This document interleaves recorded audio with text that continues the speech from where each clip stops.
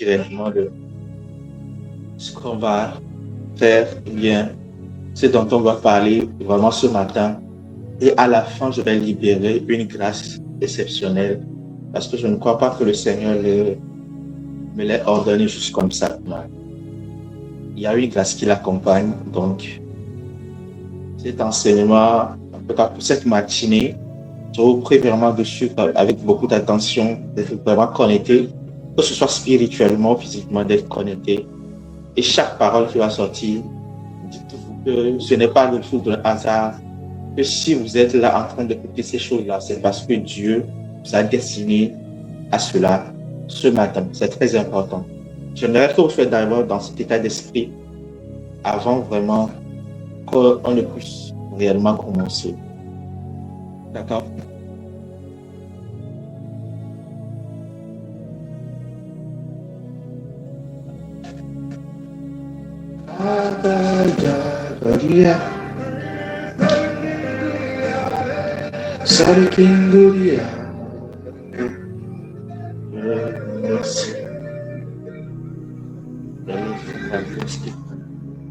Alors, on va évoluer le temps que les autres nous rejoignent.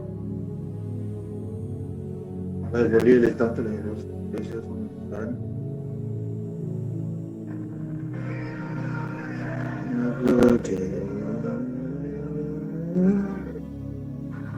Bonjour, peace.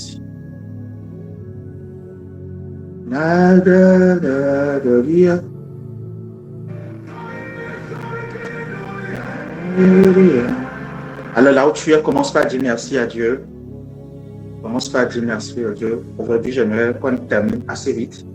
Donc, peace au Bouladé. Ok.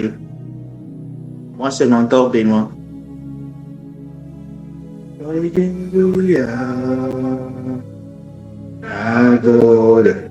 Merci Jésus. La chanson me dit juste merci Jésus. Alors là où tu es, commence par élever ta voix et dire merci à Dieu ce matin pour ce programme, pour cette rencontre, pour ce qui a orchestré encore ce matin, ce qu'il veut faire dans nos vies ce matin. Dieu lui merci. En tout cas, ce qu'il veut faire ce matin, c'est la chose qu'il a prévue depuis. Alors, dis-lui merci, dis-lui merci, dis-lui merci. Dis-lui merci. Dis-lui merci, dis-lui merci. Merci Père pour tout ce que tu as fait jusqu'à maintenant et pour les choses que tu veux continuer à faire. Sans mentir, chaque jour qui passe dans ce programme, j'ai pris des témoignages qui m'étonnent, des témoignages avec des preuves. C'est pas possible, c'est pas possible. Je me dis, qu'est-ce qui est en train de se passer? Qu'est-ce qui est en train de se passer dans ce programme? Les témoignages qui arrivent. Ah, Seigneur. Mon portable n'arrête pas de sonner. Des notifications, je suis surpris chaque matin. Chaque jour. Dis-le merci, dis-le merci.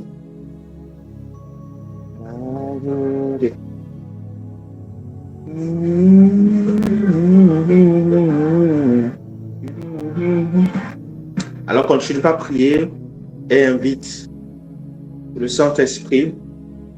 Il t'assiste. Demande en même temps le sang de Jésus qu'il te purifie, qu'il te sanctifie. Et le sang de Jésus te purifie, qu'il te sanctifie et te prépare ce matin. Dis à Dieu, prépare mon esprit pour recevoir de toi ce matin. La grâce que tu veux déverser ce matin, je veux le recevoir. C'est ma grâce, pas la grâce de mon voisin, c'est ma grâce. Seigneur, donne-moi la grâce de ce que tout ce qui va sortir comme parole, je ne regarde pas celui qui est à gauche de moi ou à droite de moi ou celui qui est dans le live. Mais que je te regarde toi et toi seul. Parce que c'est entre toi et moi que la transaction se produit. Il y a une chanson qui dit Adulam. Cette chanson, lorsque le chanteur en question chante jusqu'à arriver au moment donné, il dit, lorsque vous êtes dans la prière, je crois qu'on va le jouer avant de prier, on va prier avec ça pendant 5 minutes avant que je commence l'enseignement. Il disait que lorsque on prie jusqu'à arriver à un moment donné, on peut être ensemble dans la foule. Mais quand Dieu descend, l'histoire c'est entre vous et lui. La transaction se produit personnellement, individuellement. Amen. Donc, tu ne peux pas recevoir pour quelqu'un d'autre, tu reçois pour toi-même. Des transactions.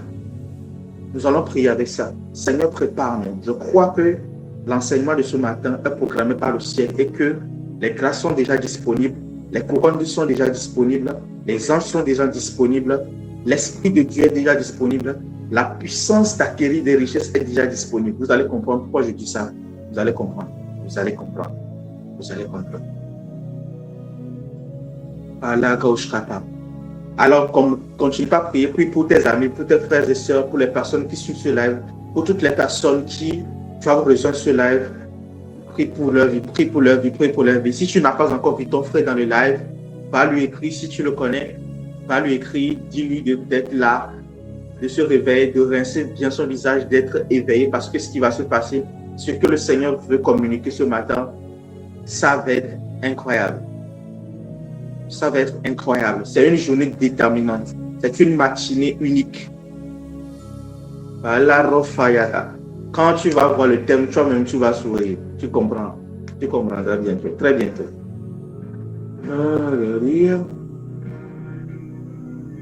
Prie pour lui, prie pour lui. Prie pour lui, prie pour lui.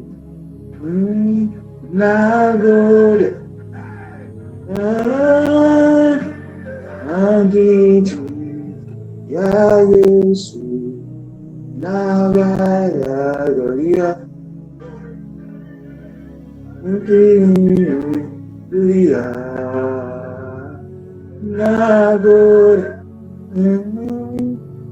excellent Père de grâce, nous te disons merci ce matin pour ton amour, pour ta bonté, pour ta miséricorde. Merci pour tes bienfaits insondables que tu ne cesses de se déverser dans nos vies. Seigneur, oui, nous sommes convaincus, nous sommes tellement sûrs que tu as ouvert les vannes du ciel en notre faveur et que tu as décidé de répandre la bénédiction en abondance au point qu'il n'y ait plus de place pour que nous puissions la stocker.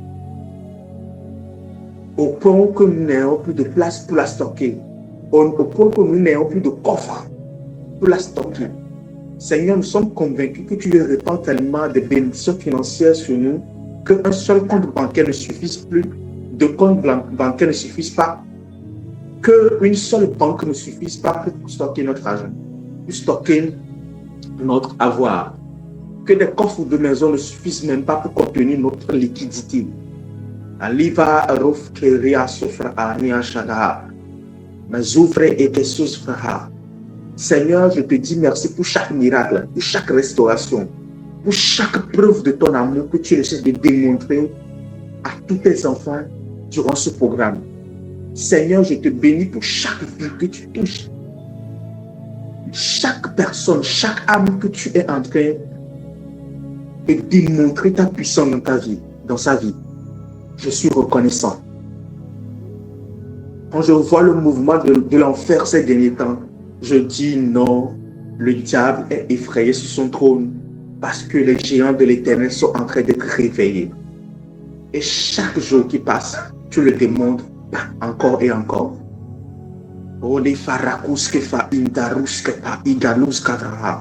Merci Saint-Esprit.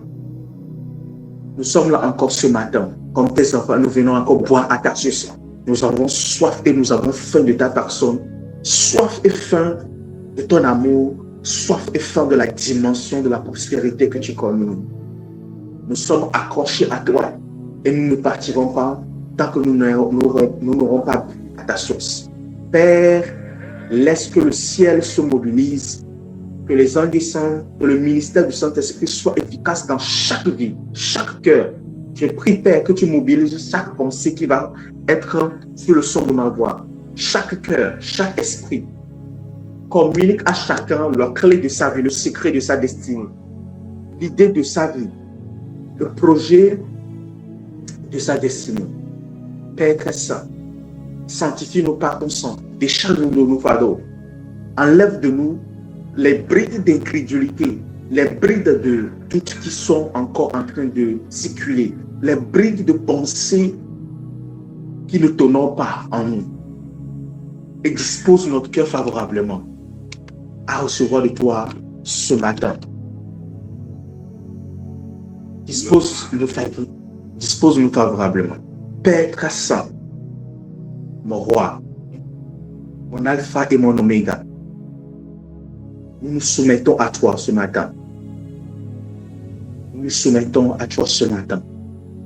Nous prions que l'atmosphère est libérée, que le ciel est dégagé, que toutes les personnes à qui sont destinées se lèvent, se connectent, de près ou de loin. Tu les amènes dans ta lumière, tu les attires à ce lieu qui n'arrive pas à résister à dans leur rêve, dans leur sommeil, peu importe la fatigue, que ton esprit entre en eux et les fasse tenir debout sur leurs pieds et dirige-les en ce lieu. Au nom puissant de Jésus. Père, nous te promettons qu'à la fin, c'est toi qui recevras la gloire. Pas nos parents, pas nos amis. Nous n'allons pas dire que c'est notre propre effort. Nous allons dire, oui, que c'est l'Éternel, notre Dieu, Jésus-Christ, qui nous a donné la force d'acquérir des richesses. Merci Père parce que tu l'as fait. Au nom de Jésus. Amen. Amen. Amen, amen. Si tu es avec moi, donne-moi. Amen. Donne-moi un très bon amen ce matin. Amen. Amen. Papa. Élisée, il est là. Élisée est dans le live. Ok, oui, il est là. Super. C'est important. Dans cette matinée, Dieu va susciter les futurs financiers du royaume. Et quand je serai en train de parler, Dieu va faire son œuvre en même temps. Alors, si tu es quelqu'un de très partiel, quelqu'un de très timide, quelqu'un de très lent à la détente, c'est-à-dire quelqu'un qui est très lent à obéir à Dieu, à obéir aux principes, et que tu as encore des doutes sur ça, je vais t'appeler, je vais te lancer un appel ce matin, que vraiment, pour ce matin, en tout cas, d'être vraiment connecté et de mettre ta foi en action. C'est important, ok? D'éliminer toute forme de doute en toi. D'éliminer toute forme de doute. Toute forme de doute. Toute forme de doute. C'est très important. C'est très important. Alors, les personnes... Élie, nous sommes au nombre de combien?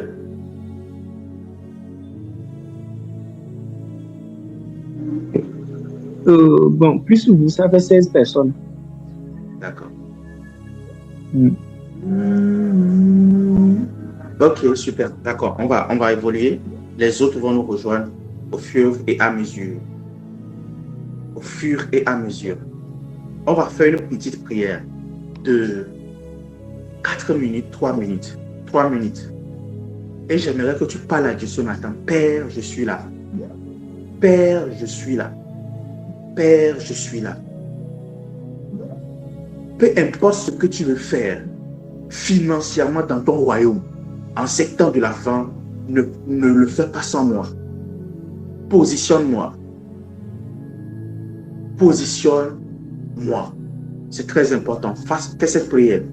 Seigneur, je veux que tu me communiques quelque chose. Ce matin, c'est ce matin que la transaction est en train de se produire. Pas à demain, pas après-demain. C'est ce matin que Dieu est en train de créer la transaction entre toi et lui. Seigneur, je suis là. Fais quelque chose. Si tu peux te mettre à genoux, mets-toi à genoux et prie. Mets-toi à genoux et prie. Je me rappelle, c'était lorsque l'apôtre était là, il était en train de prier pour moi. J'étais sur le lit. Quand il a commencé par prier pour moi, il n'était pas là en présentiel. Mais j'ai quitté sur le lit. En même temps, j'étais à genoux. Lorsqu'on était dans le live, lorsqu'il priait pour moi, j'étais à genoux, au bord de mon lit. Et je recevais ce qu'il est en train de dire. Si tu veux te mettre à genoux, mets-toi à genoux. Ce que tu sais ressentir dans ton cœur, fais-le. Parakoshka, encore 2 minutes. Seigneur, je suis là. Seigneur, je suis là. Trouve-moi ce matin. Trouve-moi ce matin et suscite-moi ce matin. Seigneur, ces paroles peuvent être simples. Mais Père, suscite-moi ce matin. Touche-moi ce matin. Que je ne sois pas seulement en train d'écouter. Seigneur, l'esprit avec lequel tu m'as connecté, l'esprit qui est entré en moi lorsque je lisais le livre de Kenneth Copeland. Que cet esprit soit libéré ce matin. Lorsque je vais commencer par enseigner, tu as pris l'esprit qui était sur Moïse et tu l'as répandu sur les 70 vieillards et ils sont devenus sages. Tu as pris le même esprit sur Moïse et tu l'as donné à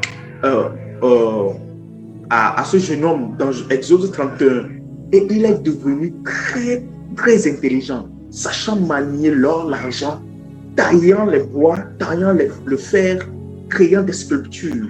Père, l'esprit qui est en moi, l'esprit du milliard dans lequel tu m'as connecté, cet esprit qui est entré en moi comme dans Ézéchiel 2, le verset 2.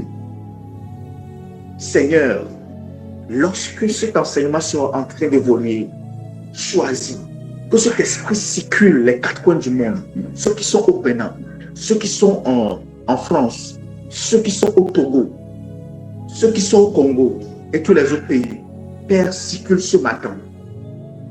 Ceux qui ne nous ont pas encore rejoints dans ce live, circule ce matin et va te répandre sur eux tous sans exception. Ne garde au coin d'entre eux. Oh Jésus. Thank you, Holy Spirit. Continue pas à prier. Continue pas à prier. Les roses qui faradia toskapa. Les tos qui faradia dovela katoskapa.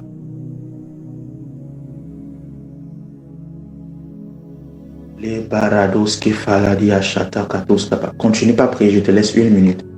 Continue à prier. Continue à prier. Continue à prier. Je suis en train d'écrire à certaines personnes qui doivent rejoindre ce live. Ça va être très simple, mais quelque chose va se passer.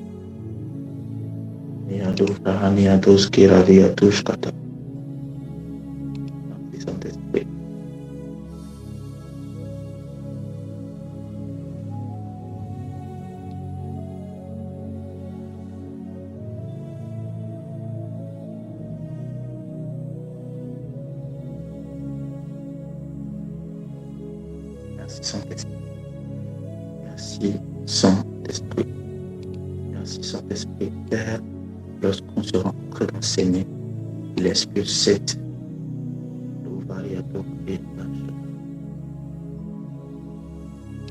L'Esprit, ton esprit opère ce matin. Amen. Alors, ce matin, nous parlons de la mentalité du milliardaire. Que quelqu'un me donne un bon amen.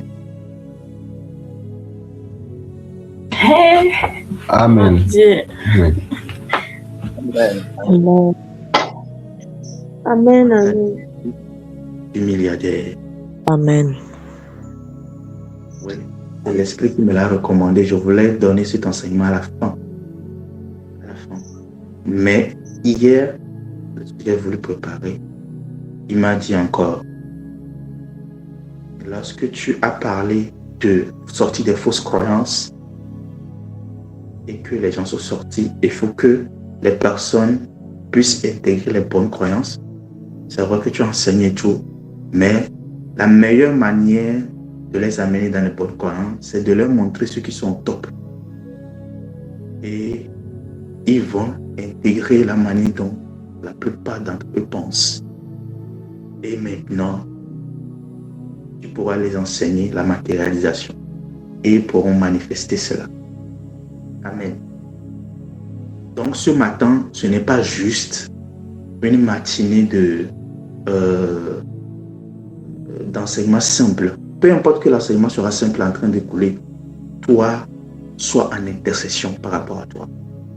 Pas dans la peur, pas dans le doute, pas en pleurant à Dieu, à crier non. Mais dis Seigneur, regarde-moi, fais-moi du bien. Si, et tu peux même faire des vœux dans cet enseignement. Je vous montre, je vous donne juste l'inscription prophétique. Tu peux faire des vœux, Seigneur. tu me restaures, si tu me rétablis, Seigneur, si tu me positionnes, voici telle chose que je vais faire pour toi. Et tu l'écris dans un cahier, tu ne l'oublies pas. Donc, parce qu'on n'oublie pas le vœu de l'Éternel. Si tu l'oublies, il va te chercher. Il va te chercher, il va te trouver. Ok? Alors, ce matin, nous parlons de la mentalité du milliardaire. C'est une matinée à la fois prophétique et une matinée apostolique et prophétique. Ok? Nous enseignons, mais l'Esprit de Dieu sera en train d'opérer pendant que je serai en train d'enseigner. Amen. Je peux aller vite et terminer vite. Ça dépendra de la manière dont l'Esprit est conduit. Parce que la journée d'aujourd'hui est très chargée. Et je tiens à rendre grâce à Dieu particulièrement pour tous les témoignages qui sortent. Et voilà, il y a quelque chose qui était dans ma pensée depuis hier soir. Bon, hier nuit. Cette chose-là tournait dans ma pensée. Ça peut concerner quelqu'un. Ou bien ça peut concerner tout le monde. Cette chose tournait en boucle dans ma pensée. Et la voix me disait, et c'est ça, je répète exactement ce qu'il se disait. Et si je le restaurais, okay, si je prends ça de manière générale, et si je la restaurais, c'est-à-dire la personne, totalement avant la fin de ce programme, c'est-à-dire avant le 31 décembre, et si je la restaurais complètement. Et quand j'entends ça, quand je dis restaurer complètement, c'est d'être effacé, tout, relance, positionnement, nouveau contrat, abondance, genre restauration complète comme le cas de Job. Avant la fin de ce programme, c'est ce que j'entendais dans mon esprit. C'est ce que j'entendais dans mon esprit. Et si je la restaurais complètement à personne, avant la fin de cela, depuis hier nuit, ça tournait, cette parole tournait beaucoup dans ma tête. Alors, tu peux t'accrocher à cette parole, par ta foi, dis Seigneur, c'est moi. Ou au plus, d'ici le programme, c'est-à-dire la fin, d'ici la conférence, la soirée de gloire, au plus. Mais je sens fort dans mon esprit, je sens cet appel fort dans mon esprit que d'ici le 31, quelqu'un sera positionné complètement, quoi, je le sens. Amen. Alors si tu ne crois pas à ces choses-là, Amen. j'aimerais que quand même tu mettes ta foi en action aujourd'hui. Amen. La manière dont on a parlé hier, si vous avez suivi la manière dont on a parlé hier, la manière dont le Saint-Esprit nous a parlé hier, vous avez suivi cela, je ne crois pas qu'il y a quelque chose qui pourra encore vous empêcher de faire quoi que ce soit, d'évoluer ou quoi que ce soit. Amen. Alors, nous parlons aujourd'hui de la mentalité du milliardaire, bien du milliardaire. La mentalité de milliardaire. Lo faros que farada talapados que te dos que para y a dos que pararía y dos shada mon esprit. Alors, je vais vous parler de certaines statistiques depuis le début de ce programme. Mais ce sont des statistiques que je n'ai pas vraiment cherchées. Mais je savais que quelque chose se passait. Je savais que c'était vrai. Mais hier, en préparant l'enseignement, je suis allé le chercher. Et ce que j'ai trouvé, ça m'a complètement laissé bouche bée. Parlons de la domination globale de la richesse chrétienne. Okay? Selon les données de référence sur la richesse mondiale compilées par des cabinets d'études comme New World Wealth, les chrétiens détiennent la plus grande part de la richesse mondiale. Okay? Les chrétiens détiennent la plus grande part de la richesse mondiale, estimée à environ 55% de la fortune globale. Okay? Ça veut dire que toute la fortune globale dans le monde entier est détenue. La moitié est détenue, plus de la moitié est détenue par des chrétiens. Je ne parle pas encore des juifs.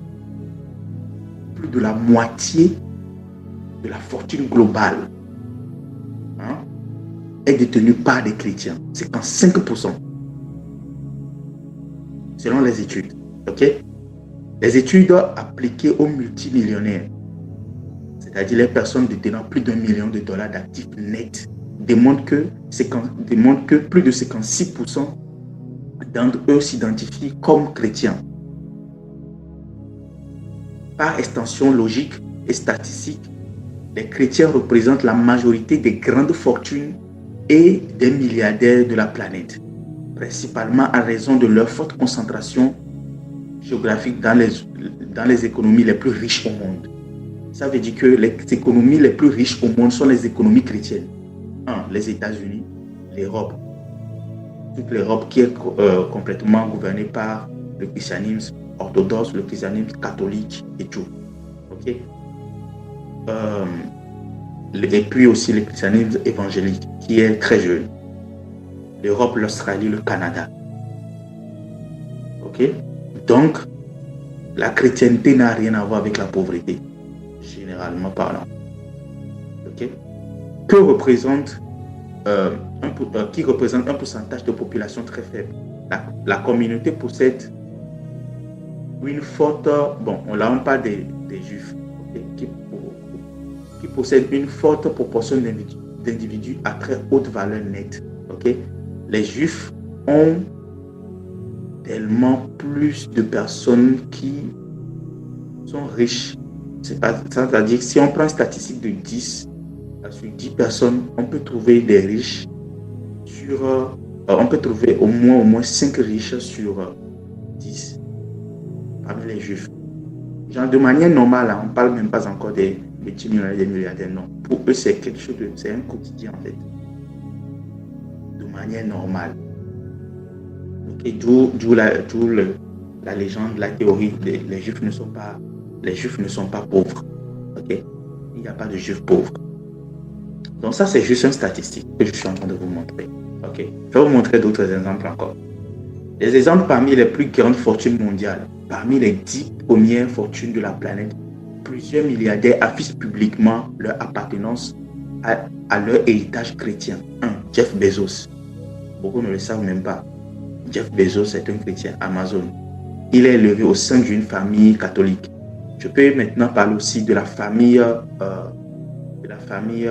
Rockefeller. Oui, Rockefeller. La famille Rockefeller est une famille très croyante. Je me rappelle, le feu père Rockefeller disait que pour lui, la prospérité est une mission divine. C'est ce qu'il disait. Et c'est lui qui a été le premier à franchir le cap du $1 milliard. Aujourd'hui, sa fortune est estimée à plus de 400 milliards de dollars. Et ça, on ne l'a même pas encore rassemblé la totalité. Sa fortune est estimée à plus de 400 milliards de dollars. Amen. Donc, peut-être quand on parle de ça, les gens, beaucoup de chrétiens ou bien ceux qui sont au Togo, vous allez peut-être être un peu combattus dans votre tête. Mais j'aimerais que vous puissiez étendre votre vision, que c'est possible avec Dieu. Ok? Ça ne dépend pas de l'économie, ça dépend de Dieu. Ok? Jeff Bezos est élevé dans une famille catholique romaine.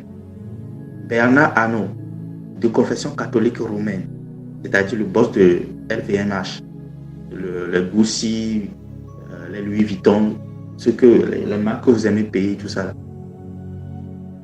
De confession catholique romaine. Warren Buffett, Berkshire Hathaway, ok, c'est son nom. Il a le nom de son entreprise, pardon, affilié à l'église chrétienne presbytérienne. Steve Ballmer de Microsoft, ok, de confession chrétienne protestante. Vous voyez maintenant. Il y a d'autres, mais je ne l'ai pas cité dans la liste. Il y a par exemple un gars en Afrique du Sud et bien d'autres encore qui sont chrétiens évangéliques.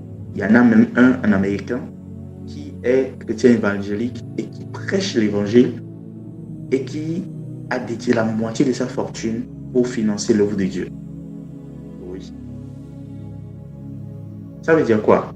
Par exemple, si on compare ça avec les autres religions, le reste de la richesse mondiale des multimillionnaires et des milliardaires se répartit ainsi. Okay? Les athées occupent 34,8% de la richesse globale. Parce qu'ils sont plus présents en Chine et au Japon avec les histoires de Confucius et tout ça. Okay? Après, il y a les musulmans qui n'occupent que 5,8% de la richesse mondiale. 5,8%. Tout ce que vous voyez au Qatar, à Dubaï, les nouveaux Émirats qui émergent là, tous ceux-là ne représentent que 5,8%.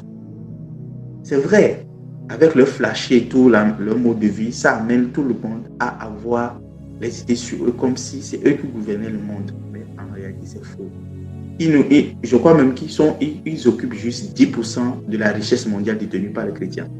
10%, juste 10%. 55%, par exemple, si on prend la dîme de 55%, bien de 58%, c'est 5,8%. Vous voyez maintenant, c'est pratiquement la dîme. Oui, c'est ça. Ça me plaît ce statistique. Les hindous,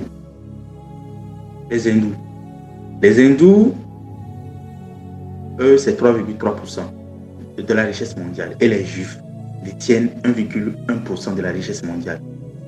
Bien que ce statistique, le 1,1% là de la richesse mondiale, ça représente beaucoup de choses. Ça représente tellement grand. Si un seul peuple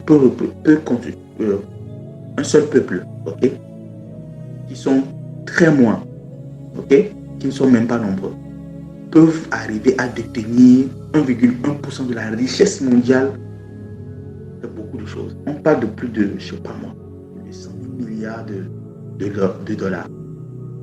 Ça peut dépasser même ça, je donne juste un chiffre comme ça. Et eux, ils arrivent à détenir 1,1% de ça. Alors imaginez combien cela représente. Si la richesse mondiale est à 100 000 milliards, ça veut dire qu'eux, ils détiennent 1,1%, ça veut dire que 10 000 milliards les appartiennent. Genre juste dans leur nation, quoi. Imagine qu'on amène ces 10 000 milliards de dollars au Togo, c'est-à-dire les Togolais détiennent 10 000 milliards d'actifs nets. C'est très fort. C'est très, très, très, très fort. OK? Alors, maintenant, revenons à mon message. Pourquoi est-ce que j'ai donné ces statistiques? C'est pour que le diable ne nous trompe pas pour dire que non, les chrétiens sont pauvres, les chrétiens sont tels. Tout ce dont on est en train de parler depuis le début de ce programme jusqu'à maintenant sont confirmés par des données vraies, des données réelles, des statistiques vraies et prouvées. OK? Ça veut dire quoi? Dieu donne le pouvoir d'acquérir des richesses. Et il y a des personnes qui ont tellement cru en lui qu'il les a donné le pouvoir d'acquérir ces richesses. Et plus de la moitié, 55%, voire 56%, et ça peut aller au-delà de la richesse mondiale est détenue par des chrétiens. Amen. Est-ce que quelqu'un me suit maintenant? Alors, la question est la suivante. Quelle est la mentalité de ces personnes-là? Que pensent-ils? C'est ici. C'est ici que nous serons vraiment au COS. Et nous allons évoluer. Je le dis, je vais être très simple dans mon message. Très basique, mais restez connectés. Que pensent-ils? Qu'est-ce qui se passe dans leur tête? Que voient-ils que la plupart des gens ne voient pas? Ok? Prenons l'exemple de tous ces multimillionnaires, de tous ces milliardaires chrétiens qui ont fait confiance à Dieu pour leur richesse et tout. De s'élever et d'être positionnés. Que voient-ils que la plupart des gens ne voient pas? Quel est leur rapport avec les hommes? Quel est leur rapport avec l'argent? Quel est leur rapport avec Dieu? Bon, je vais prendre 7 domaines, bien 7 paramètres. 7 paramètres selon lesquels, auxquels les riches ont des rapports. Numéro 1. Par exemple, si vous commencez à penser, ouvrez 23 le verset 7, ce verset viendra toujours. Tel tu es, telle est ta pensée. Tel tu es, telle est ta pensée. Tel tu es, telle est ta pensée. Si vous commencez à penser comme un milliardaire, vous entrez dans le domaine que Dieu souhaite pour vous, celui de l'abondance. Ce passage, ça ne vient pas de moi, ça vient de mec qui a écrit think like a billionaire and become a billionaire. Les milliardaires pensent différemment. Ils pensent différemment sur 7 points en particulier. Numéro 1, sur l'argent, sur le travail, sur l'investissement, pardon. Le deuxième, sur le travail, sur les risques, sur la sagesse, sur le temps et sur les problèmes. Ils ont 7 points sur lesquels ils pensent différemment. Okay? L'argent, numéro 1, l'investissement, le travail, les risques, la sagesse, le temps et les problèmes. En l'occurrence, Dieu en première position. On ne ramène pas cela ici. Dans ce contexte, eux, ils dépendent de Dieu pour leur croissance. Vous allez voir, lorsqu'on va évoluer dans les messages, il y a certains thèmes, certains de leurs paroles qui vont revenir souvent. Ok? Numéro 1, l'argent. Luc 6, le verset 38. Je vais le lire. Luc 6, le verset 38. On va s'immerger dans les versets bibliques. Hier, j'étais en train de suivre un enseignement. C'est un enseignement, bon. Une coupure d'enseignement. Et l'homme de Dieu était en train de dire, c'était le pasteur Benny Hinn. Il était en train, pour ceux qui ne le connaissent pas, c'est un grand évangéliste qui opère beaucoup dans les miracles, les guérisons et tout. C'est un juif, en l'occurrence. Luc 6, le verset 38. Et il disait que il y a des statistiques qui montrent que lorsque tu lis la Bible 4 fois par semaine, ça réduit le risque de dépression de 80%, les maladies quittent les corps de 80%, les adultères quittent, genre les gens qui sont naturellement adultères. Quand ils commencent par lire la Bible, 80% d'entre eux abandonnent l'adultère. 80% de ceux qui sont addicts, par exemple, à la pornographie, à la masturbation, à la drogue, à la cigarette et tout ça, 80% d'entre eux, quand ils commencent par lire la Bible, 80% d'entre eux abandonnent la cigarette, abandonnent leurs addictions. Vous voyez un peu? Et quand vous lisez la Bible, 80% de personnes qui lisent la Bible, au moins 4 fois par semaine, deviennent des personnes prospères. Et ça confirme cette parole qui dit que la lumière de la parole de Dieu fait prospérer. C'est la parole de Dieu qui fait prospérer. Je l'ai remarqué dans ce programme. Ce programme est le programme où on a le plus moins prié, moins crié, moins parlé en langue et tout. On a fait que ça soit durant ces jours avec la parole de Dieu, en l'étudiant de fond en comble, en ce qui concerne la question de la prospérité divine. Et je vous assure, les témoignages que je reçois, c'est incroyable. C'est incroyable parce que chaque jour, des choses qui sont en train de se passer, Dieu est en train de visiter les gens, de visiter les vies, de restaurer à la lumière de la parole de Dieu. Ok? Luc 6, verset 38. Donnez, il vous sera donné. On versera dans votre Seigneur une mesure serrée, secouée, qui déborde, car on vous donnera, on vous mesurera avec la mesure dont vous serez servi. Je peux encore aller au-delà et dire, Deutéronome 8, le verset 18. Souviens-toi de l'Éternel, ton Dieu, qui te donnera le pouvoir d'acquérir des richesses. Alors, comment est-ce que les riches ou les milliardaires et tout pensent par rapport à l'argent? Pour posséder des richesses, il est indispensable de pouvoir en donner.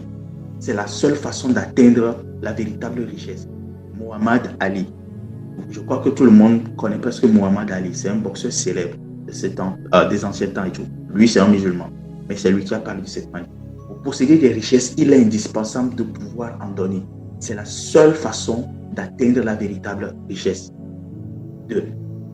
Eux, les riches, comment ils voient l'argent? Ils voient l'argent comme un outil d'investissement. Nous les voyons plutôt comme un outil d'acheter des choses. Les riches considèrent l'argent comme un outil d'investissement. Nous considérons l'argent comme un moyen d'acheter les choses. Pour eux, quand ils acquièrent de l'argent, la première chose à laquelle ils pensent, avant de penser toutes les autres choses, c'est quoi? C'est l'investissement.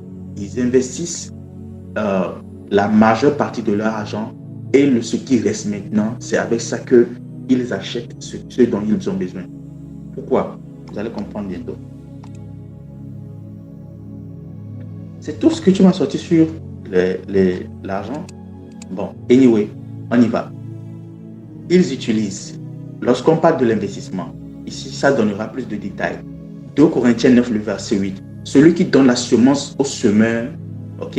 Celui qui donne la semence au semeur donnera le pain pour sa nourriture. Ça veut dire quoi? La semence, c'est pour l'investissement. Il y a 2 formes d'investissement, je vous l'ai dit. L'investissement au ciel et l'investissement sur terre. Construire des trésors au ciel et investir sur la terre, c'est-à-dire donner à Dieu des vases au travers desquels il va passer pour vous bénir. Ok? Par exemple, lorsqu'on parle, on prend le cas de la femme, la veuve de Sarepta, qui n'a pas cessé de voir l'huile continuer par se multiplier tant qu'elle avait des vases. Lorsque les vases ont arrêté, alors que s'est passé, l'huile aussi s'est arrêtée. Ça veut dire quoi? Ça veut dire que Dieu vous bénira à la hauteur des investissements que vous possédez. Dieu vous fera du bien à la hauteur des investissements que vous possédez, et sur terre et dans les cieux. Vous voyez maintenant. C'est important. Ok. Les riches utilisent une petite partie pour les extraire, c'est-à-dire une petite partie de l'argent pour les extraire et une part importante pour constituer un patrimoine durable. De nous, notre côté, nous consacrons une part importante à nos besoins essentiels et une petite partie à l'investissement. Vous voyez, les plans d'épargne, les retraites, les bourses et tout, pour subvenir à nos besoins quotidiens. Lorsque la personne lambda, ok, qu'est-ce qu'il fait? La personne moyenne, quand l'argent vient, c'est d'abord pour subvenir à ses besoins, couvrir tous ses besoins. Ensuite, il y a une petite partie qui va venir. Cette petite partie va laisser une petite partie pour investir dans les projets, investir au ciel et tout.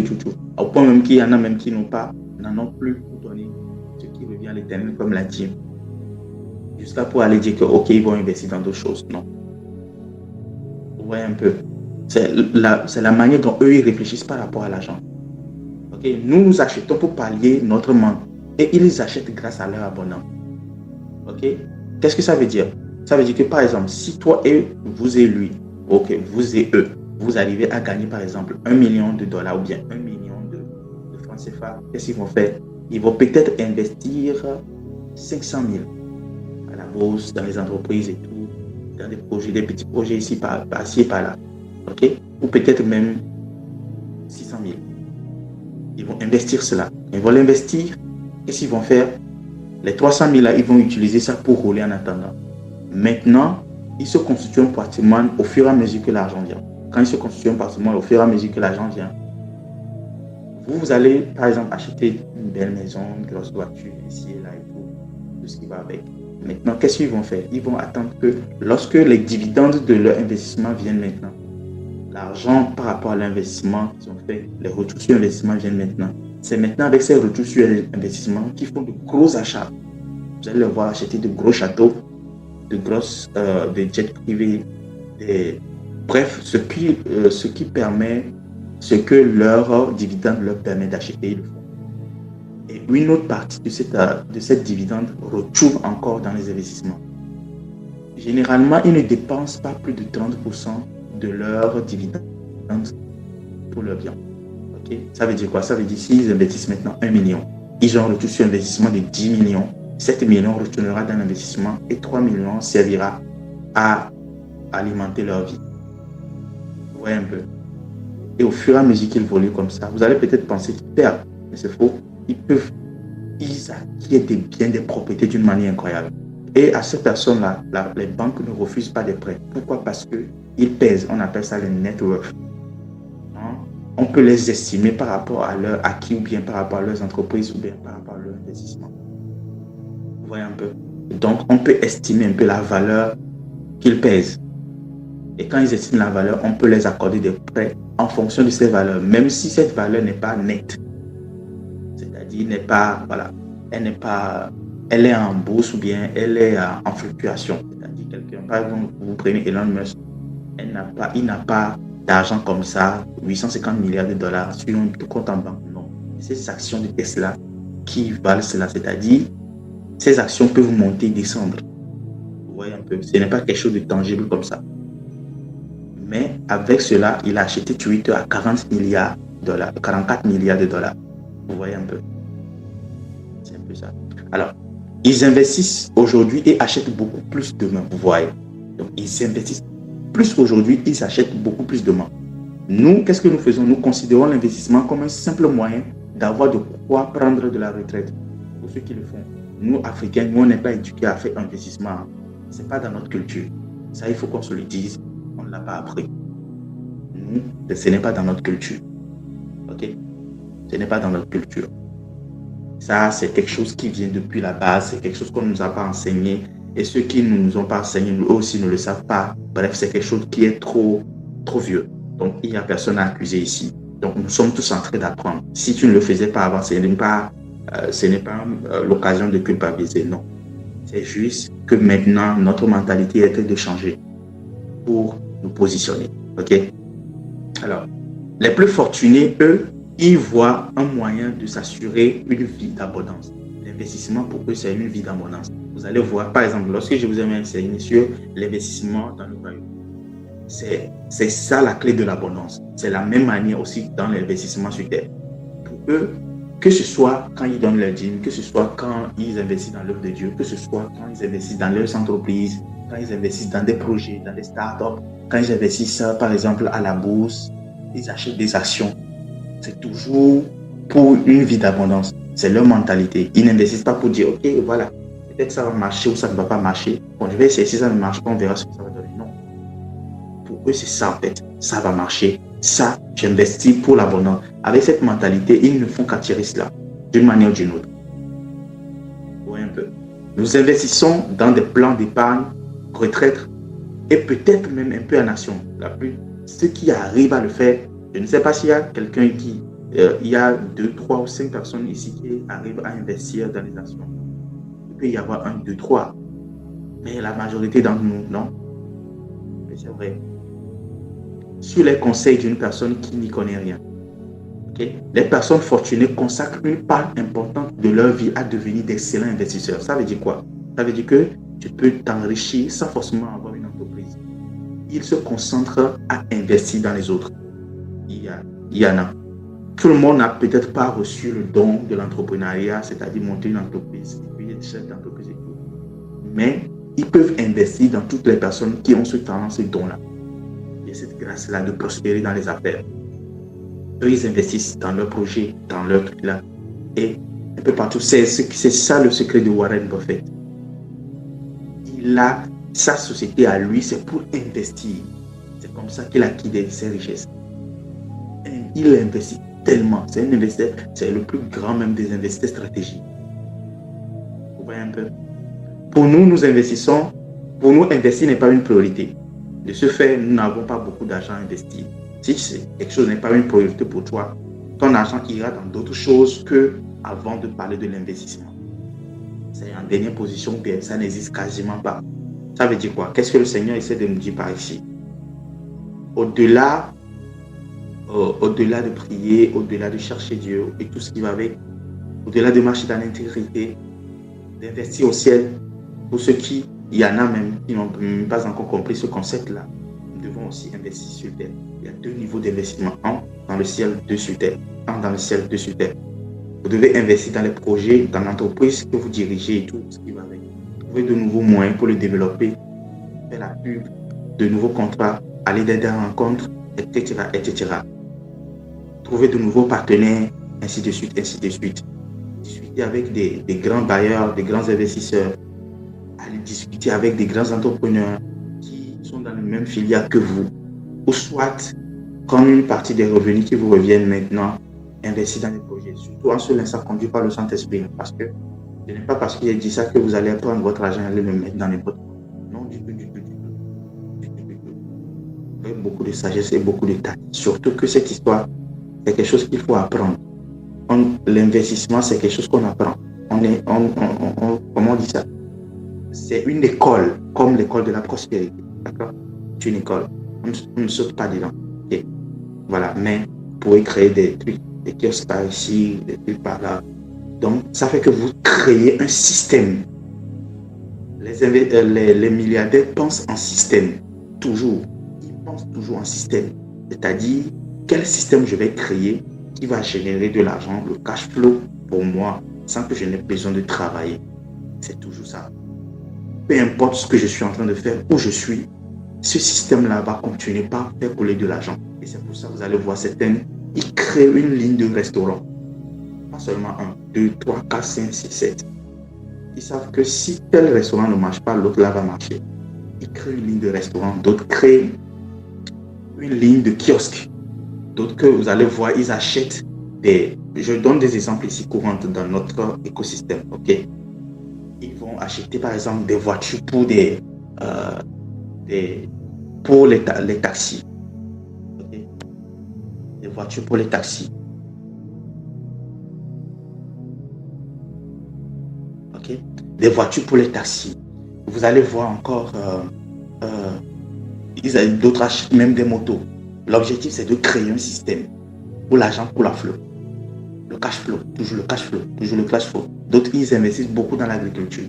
Donc, ils créent une chaîne depuis la récolte, la moisson jusqu'à la vente. Ils trouvent des personnes qui vont déjà acheter, qui sont prêts à acheter ce qu'ils sont en train de cultiver au champ. Vous voyez un peu, si des hectares. Bref, ils créent toujours un système. Et ils trouvent des personnes, ils ne savent pas du tout faire, ils trouvent des personnes compétentes pour se charger de ça. Vous voyez un peu, créer des systèmes. Toujours des systèmes. Peu importe ce qu'ils doivent faire, ils le pensent toujours en système. C'est-à-dire, le système, c'est quoi? C'est quelque chose que tu crées toi-même, tu es en dehors, tu n'y es pas dedans. Mais ça fonctionne pour toi. Voilà. C'est comme ça. Ils pensent toujours en système. En système. Il y a certains d'entre vous avez gagné de l'argent, vous avez les moyens et tout. Si vous aviez commencé par construire des systèmes depuis, il y a de cela 5 ans, vous allez développer aujourd'hui un très grand système qui allait vous générer tellement d'argent aujourd'hui. Vous voyez un peu? Donc, on évolue dans ce sens. 3. Quel est le rapport par rapport à l'emploi? Regardez, je préfère lire le verset là, Habakkuk 2, verset 2. Si la vision tarde, écris la vision sur une pierre, grave-la sur ton cœur. Si elle tarde, elle s'accomplira certainement.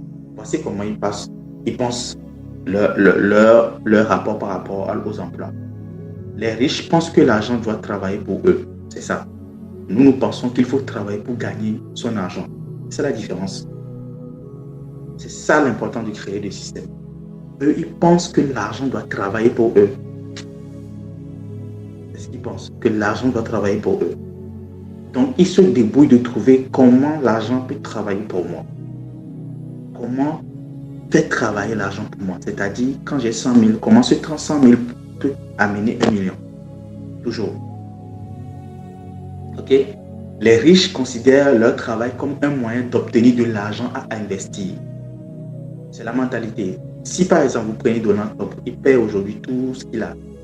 Et il devait aller rechercher du travail. Il n'irait pas chercher du travail parce qu'il a envie de travailler pour gagner sa vie. Non. Il ira juste chercher l'argent à gagner pour investir. Et vous aussi, vous tous qui êtes sous CDI, CDD et tout, c'est l'objectif que vous devriez avoir. Vous travaillez pour investir. Au moins 30% de votre argent doit aller dans l'investissement. Le reste, vous pouvez utiliser pour gérer tout ce que vous pouvez gérer, mais au moins 30%, ça doit aller dans l'investissement. 30 ou 20%. 20%, je dirais, c'est faisable. Vous voyez un peu? Nous considérons notre travail comme un moyen d'obtenir de l'argent pour acheter les choses. Eux considèrent leur travail comme un moyen d'obtenir de l'argent à investir. Les riches savent que la sagesse est la clé de l'abondance. Okay? Les riches pensent que s'ils ne prennent pas de risques, ils ont déjà échoué. Okay? Pour une personne fortunée, le travail sert uniquement à maintenir son niveau de vie actuel tout en lui donnant le maximum d'argent à investir. Car c'est l'investissement qui crée la richesse et non le travail lui-même. C'est ici la différence de mentalité pour tous. Quand vous gagnez de l'argent, la première question à poser, c'est dans quoi est-ce que je peux investir? Si vous n'avez aucune aucune idée dans laquelle investir, ce n'est pas un problème. Ne vous précipitez pas. Déposez cet argent sur un compte. Gardez-le là-bas. Le temps que vous trouvez une bonne idée, une bonne entreprise, quelque chose d'intéressant dans lequel investir. Il n'y a pas de précipitation. Mais en tout cas, ayez cet argent de côté. C'est important. Parce que la Bible dit c'est celui qui donne la semence au semeur. Vous voyez un peu? La semence au semeur. Beaucoup d'entre vous, Dieu vous a déjà donné la semence avec laquelle vous allez devenir multimilliardaire, multimillionnaire. Oui. Certains sont très bien payés dans leur travail, hein, très bien payés. Maintenant, cet argent une partie doit aller dans l'investissement. Vous devez constituer la semence, vous devez déposer la semence. Vous voyez un peu? Si vous commencez à investir, Dieu dit, qu'est-ce qui va se passer? Maintenant, j'ai de quoi agir. Je me rappelle un jour, Dieu m'avait dit de lancer un projet. Il me forçait la nuit, je me réveillais. Il insistait sur moi pour que je travaille sur ce projet. Mais c'est un projet qui n'est pas vraiment tout clair en Afrique. Qui n'est pas vraiment exposé en Afrique, qui n'est pas vraiment développé. Donc, c'est compliqué de trouver les solutions, de trouver vraiment, d'agencer les choses. Je travaille.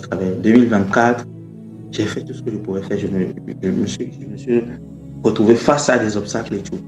2025, j'ai repris. Et ces obstacles-là, j'ai trouvé des solutions à tous ces obstacles-là maintenant. Vous voyez maintenant, j'ai trouvé des solutions à tous ces obstacles-là. Maintenant, j'ai lancé 80%. Maintenant, il fait 20% terminé. Or que c'est une idée qu'on m'a donnée depuis 2022, 2023, je n'y ai pas pensé. Mais 2024, je me suis concentré dessus. Et en le développant, j'ai rencontré des tas de problèmes. Mais maintenant, ces problèmes ont été résolus.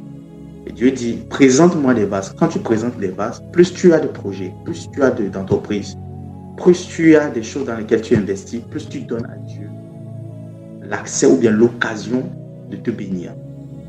Vous voyez un peu? Tu lui donnes le moyen de te bénir par tes investissements, par les projets dans lesquels tu mets de l'argent. Ok? Voilà. Le risque. Qu'est-ce qu'il pense par rapport au risque? Nous ne prenons pas de risque par peur de l'échec. Et si ça ne marche pas? C'est ce que nous disons. Les riches pensent que s'ils ne prennent pas de risque, ils ont déjà échoué. C'est-à-dire, l'échec, ce n'est pas de ne pas essayer. L'échec, c'est de ne pas prendre de risque. C'est la manière dont eux, ils réfléchissent. La Bible dit dans Psaume 37, le verset 23, que l'Éternel affermira tes pas. Tu entendras derrière toi, va à gauche, va à droite. Le Seigneur lui-même te dirigera. Vous voyez un peu? La Bible dit que Dieu guide nos pas. Elle ne dit pas qu'il nous guide lorsque nous restons assis, non. Lorsque nous nous engageons. Qu'est-ce que ça veut dire? Ne restons pas passifs à attendre que Dieu nous offre une idée géniale. Nous commençons à agir. Une fois que nous avons fait quelque part, Dieu nous dit, par ici maintenant, tournez là, ainsi de suite, ainsi de suite. Nous avons parlé de beaucoup de principes dans ce programme, mais il y a des gens qui n'ont même pas encore engagé un seul. Dans ce cas, vous n'offrez rien à Dieu dans lequel il doit s'engager avec vous. Ce n'est pas qu'il ne veut pas le faire, il a tous les moyens, il a toutes les dispositions, il vous a offert toutes les bases sur lesquelles vous lancez. Mais, par exemple, aujourd'hui, il y a quelqu'un qui m'a... il y a quelqu'un qui m'a écrit. C'est un boss. Un boss à moi, parce que je le dis de cette manière, parce que c'est quelqu'un qui m'avait aidé, voilà. Je travaillais pour lui. Quand je me déplaçais, il me payait mes déplacements. Bon, il m'emmenait des restaurants, manger. Et hier, j'étais là. Et puis il m'écrit, grand pasteur, comment tu vas? J'ai dit, boss, je vais bien. Et vous? Il me dit, je vais très mal. Il me dit, est-ce que je peux trouver quelque chose chez toi pour gérer la soirée? J'ai dit, quoi? Cette personne, c'est pas possible. J'ai dit, je n'ai même pas, je n'ai pas réfléchi. J'ai dit, boss, ok, j'envoie sur Timoni, quoi? Il me dit, Timoni, c'est ça. Timoni ou bien Mix, quand on envoie les transferts nationaux là, ou internationaux. Il me dit, oh, j'ai dit, ok. D'accord. Il n'y a pas de problème. Je n'ai même pas demandé combien je dois lui envoyer. J'ai juste dit, d'accord.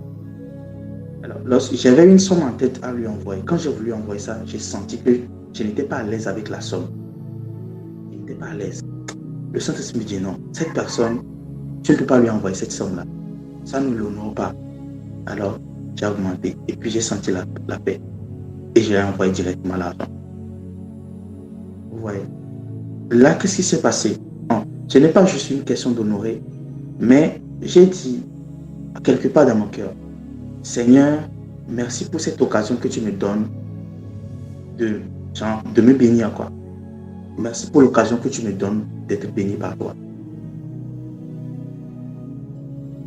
Vous voyez un peu?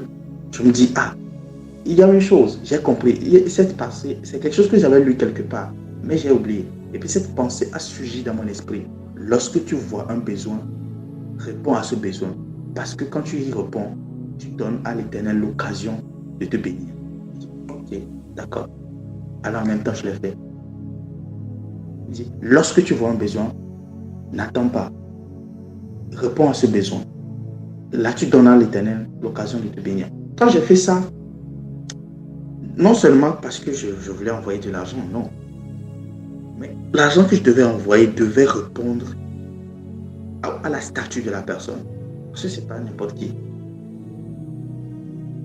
Alors, il n'a même pas dit, envoie-moi tel ou non. J'ai juste envoyé. J'ai dit, bon, c'est bon. Il m'a dit, oui, c'est bon. J'ai dit, merci. J'ai dit, je t'en prie. J'ai offert l'opportunité à Dieu de se manifester. Ça, c'est juste un exemple. Okay? Lorsque vous voyez un besoin, n'attendez pas. Quand vous avez les moyens, faites-le en même temps. Par honneur. Ok? Des fois par honneur. Des fois par honneur. La Bible dit, la mesure que tu mesureras aux autres, c'est la même mesure que on te mesurera à toi aussi. Quand j'insistais, je me dis, ok, bon, la première somme qui est venue dans ma tête, je voulais envoyer. Je me posais la chose est venue dans ma tête, Benoît. Est-ce que tu souhaiterais qu'on te mesure de la même manière? J'ai dit non. J'ai dit alors augmente la somme. Le Saint-Esprit me dit alors augmente la somme. J'ai dit ok. Et quand je l'ai fait, j'ai senti une paix en même temps. Vous voyez? On y va. Ne précevons pas. Regardez ceci, ok? On attend dans un livre de Robert Kiyosaki, okay, autour du succès du père riche et du père pauvre. Il y a quelque chose qui a été dit là-bas. Il a déclaré que 9 entreprises sur 10 échouent. On entend ça et la plupart des gens qui entendent ça, ils se disent non, c'est bon.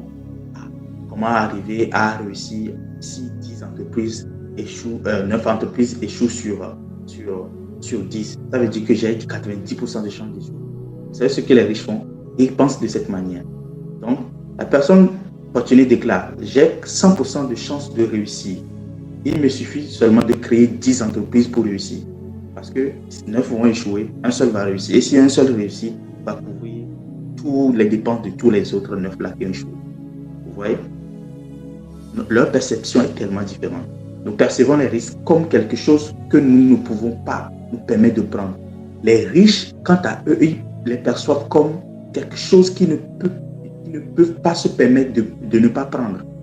C'est-à-dire, quand ils voient un risque, ils se disent, les risques mesurés bien sûr, mais ils se disent non, je ne peux pas me permettre de ne pas investir dans ce truc-là, de ne pas se tenir, de ne pas répondre aux besoins, de ne pas intervenir. C'est toujours comme ça. Nous, là, lorsque nous voyons quelque chose se présenter comme ça, comme un besoin, ou bien souvent comme un besoin auquel nous pouvons y répondre, on se dit, on n'a pas les moyens. Et ils ne se disent jamais qu'ils n'ont pas les moyens. Ils se disent toujours, ils ont les moyens de le faire.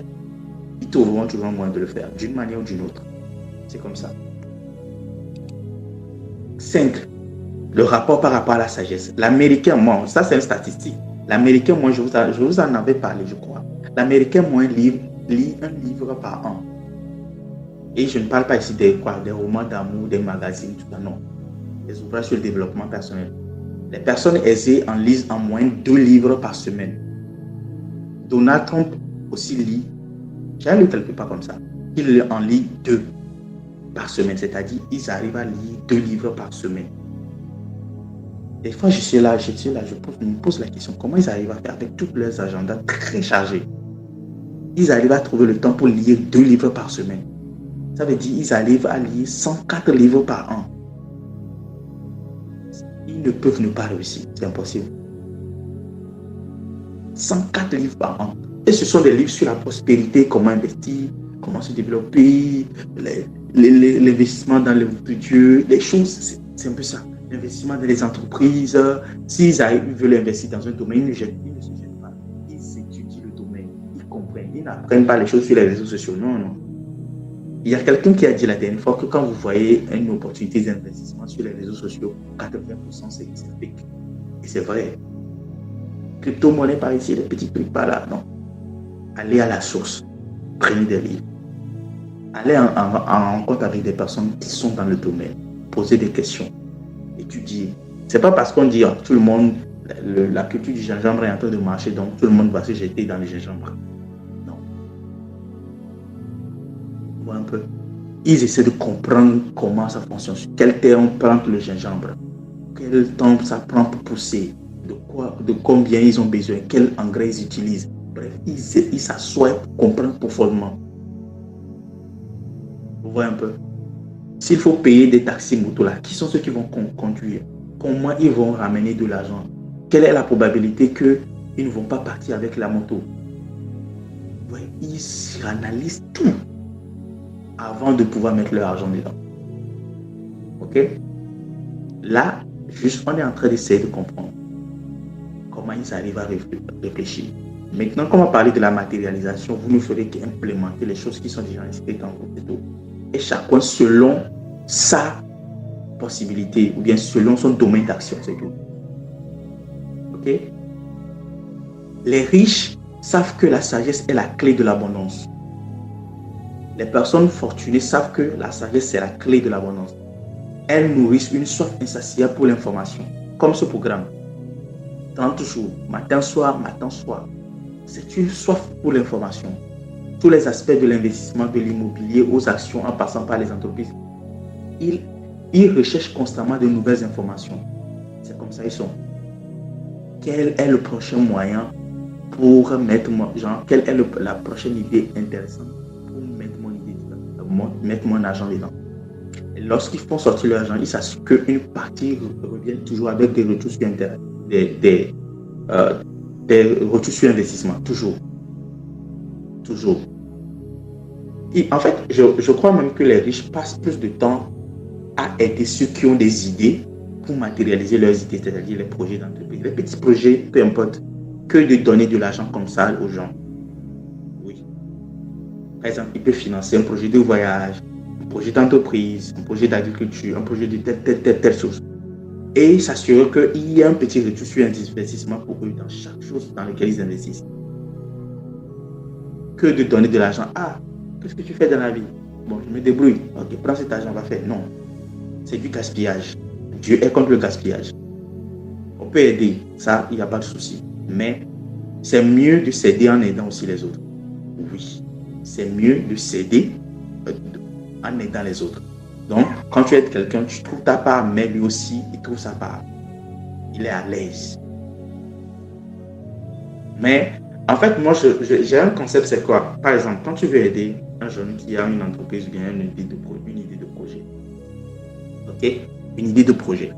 Qu'est-ce que tu fais? Au lieu de lui donner juste de l'argent pour lui dire, ok, va faire ton projet, non, tu trouves quelqu'un qui va le suivre. Tu as besoin de quoi? Comment faire pour implémenter le projet et tout. La personne maintenant reçoit l'argent de toi et ne donne pas l'argent directement au jeune. Qu'est-ce qu'il fait? Il l'aide à constituer son idée, à tout matérialiser. Peut-être, supposons que c'est un kiosque, à trouver le conteneur, les marchandises et tout, à tout bien équipé. On ne lui remet pas directement l'argent. Maintenant, on lui dit, ok, voici, on t'a tout mis à disposition. Et on l'aide. La deuxième des choses, après avoir tout mis à sa disposition, on le forme aussi, c'est-à-dire, on lui permet d'avoir accès à des ressources, comment gérer son kiosque, comment gérer sa comptabilité, comment savoir s'il a gagné ou bien si. Bref, on lui fournit une petite formation. Ça, c'est vraiment mon concept. Maintenant, lorsqu'il va générer des revenus, tu prends peut-être un petit pourcentage dessus, c'est-à-dire tu peux prendre 20%, tu peux prendre 30%, ça dépend du projet. Pourquoi? Juste pour lui mettre la pression à être excellent. C'est-à-dire, si tu le laisses comme ça, c'est les jeunes. Nous, il y a beaucoup de choses qui traversent notre tête. Il va penser que c'est un acquis et il va dilapider ce que tu lui as donné. Donc, quand tu lui mets la pression, tu mets, ok, j'ai tel pourcentage que je vais recevoir de toi à la fin de chaque mois. Ça va l'obliger à exceller dans ce qu'il est en train de faire. Vous voyez maintenant, je dis ces choses-là parce que Dieu va vous positionner beaucoup d'entre vous. Donc, il y a certaines sagesses qu'on doit apprendre rapidement. OK?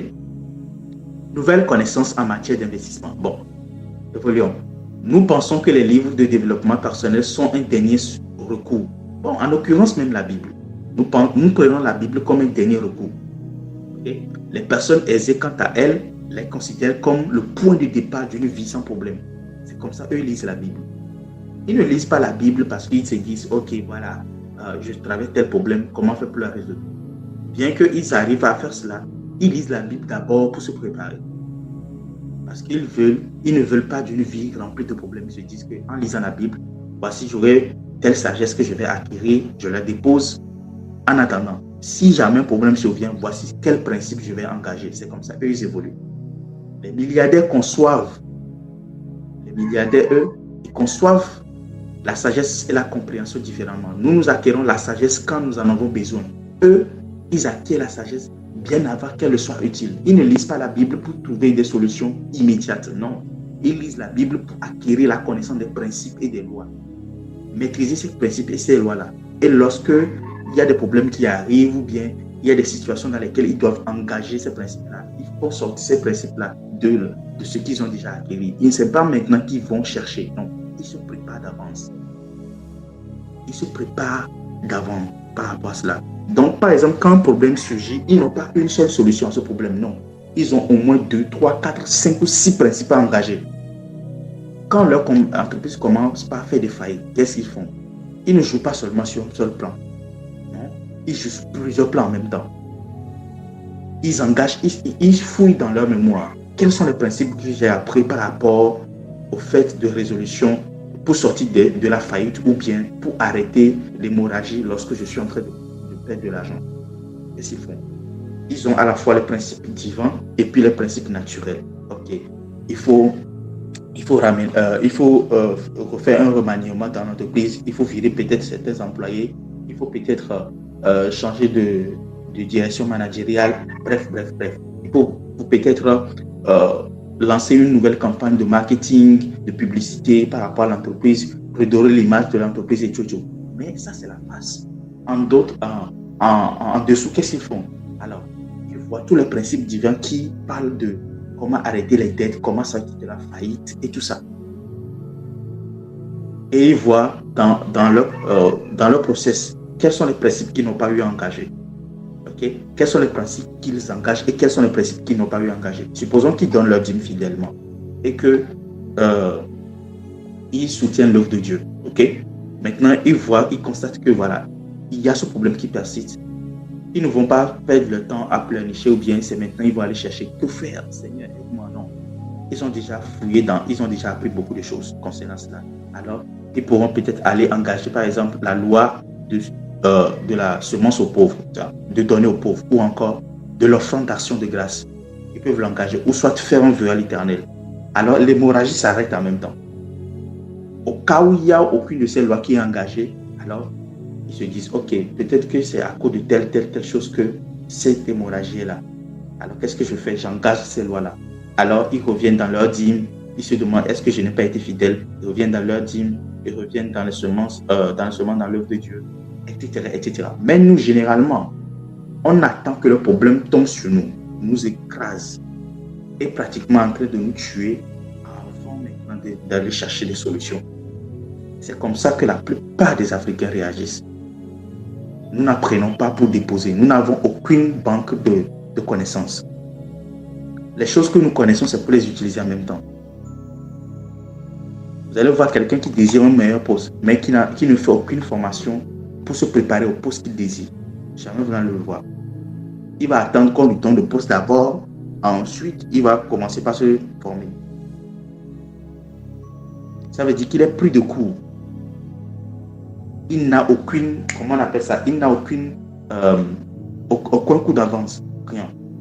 Et c'est comme ça que nous agissons dans le quotidien, que ce soit par rapport à la maladie, que ce soit par rapport au mariage, que ce soit par rapport à la prospérité financière. C'est comme ça que nous agissons. Nous attendons d'abord que les problèmes tombent sur nous, nous écrasent, ensuite on ne commencera pas. Est-ce que vous avez déjà vu un malade, on donne à un malade, on dit à un malade d'aller faire le sport. Le malade ne fait pas le sport. Le malade prend des sérums, prend des vaccins et tout. Vous n'allez jamais voir quelqu'un sur un lit de malade, prend un livre et lit sur comment bien manger, comment manger sainement. Non. Il a tellement mal pour se concentrer à ça. Donc, on n'apprend pas dans la douleur, on apprend pour se préparer. Et quand les problèmes viennent maintenant, on libère la connaissance qu'on a. Et ça, c'est très important à prendre en compte. Amen. J'espère que quelqu'un bénit ce matin. 6. Comment ils voient le temps? Les riches disent ceci: je peux gagner plus d'argent, mais je ne pourrai jamais gagner plus de temps. C'est-à-dire, vous n'allez jamais les voir gaspiller leur temps. Pour les riches, le temps est une source irremplaçable. C'est leur seule ressource illimitée. Et quand j'ai défini la prospérité, j'ai défini la prospérité comme la liberté. Vous faites ce pour pouvoir faire ce que vous voulez avec votre temps. C'est ça. Quand vous n'êtes pas maître de votre temps, vous n'êtes pas encore libre financièrement. Vous n'êtes pas encore prospère financièrement. Quand vous pourrez prendre votre temps et faire ce que vous voulez avec, là, vous êtes prospère financièrement. Et quand je dis financièrement, vous ne prenez pas votre temps, vous allez faire n'importe quoi avec pendant que vous souffrez. Non. Vous ne souffrez pas. Les choses coulent pour vous, l'argent rentre, mais votre temps vous appartient. Il y a des gens, l'argent rentre, mais leur temps ne les appartient pas. Ils suffoquent. Et c'est vrai.